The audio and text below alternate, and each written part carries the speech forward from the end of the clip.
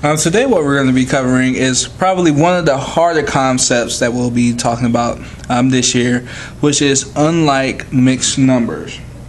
The reason why it's so hard is that it requires the kids to do about 3 different steps, which that focus starts to become lacking after that second step. So it's not that they don't understand what to do, but it's pushing them to go to that extra step. That's the hardest part. Okay. We're going to start off with adding first.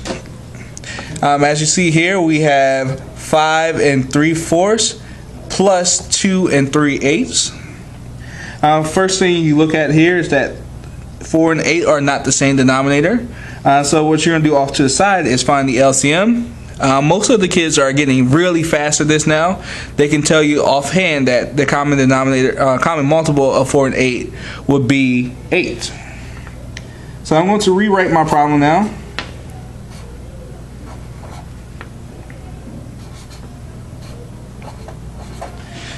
Alright, so I want to keep my whole number of 5, and I change my denominator to 8.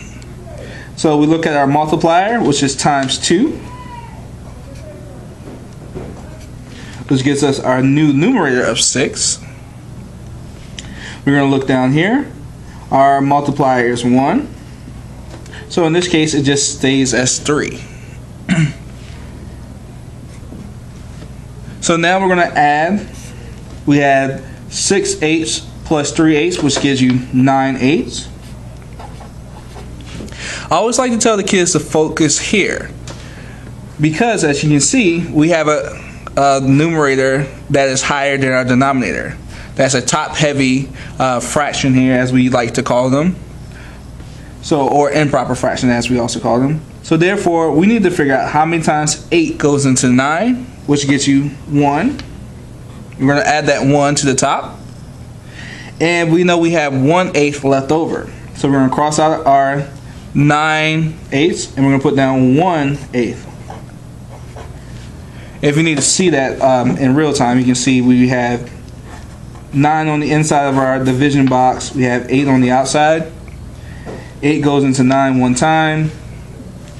9 minus 8 gives you 1, and that's where we got the 1/8 from. So now that we have 1/8, we bring that 1 whole up. So now we have 1 plus 5 plus 7, 1 plus 5 plus 2, which gives us 8. Alright, now going on to the subtraction piece. First things first, just like what we did with adding, we had to change our denominators. We have to find the like denominators. So in this case, our like denominators would be 14. So bring over my whole number, which is 4, and change it and put our denominator as 14, and then bring over our 1, just like that. Our multiple here is 2.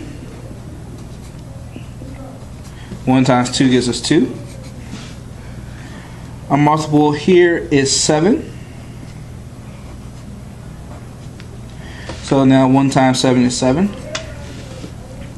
Now, if our top fraction is bigger than our bottom fraction, we just subtract. But in this case, this is where the extra step comes in. Our top fraction is smaller than our bottom fraction. So we have to go back to what we did last week, and we have to borrow 1 whole. So we cross out our 4, we make it a 3. Now, since we borrowed 1 whole, we have to bring over 14/14. Remember, we always look at our denominator to tell us what to do. 14/14 plus 2/14 gives us 16/14. Now we can subtract. 16 minus 7 gives us 9. 9/14. 3 minus 1 gives us 2. And if your children don't get this today, or if you're the child and you don't get this today, it's okay. We're going to actually work on this again tomorrow. It's one of those 2-day lessons.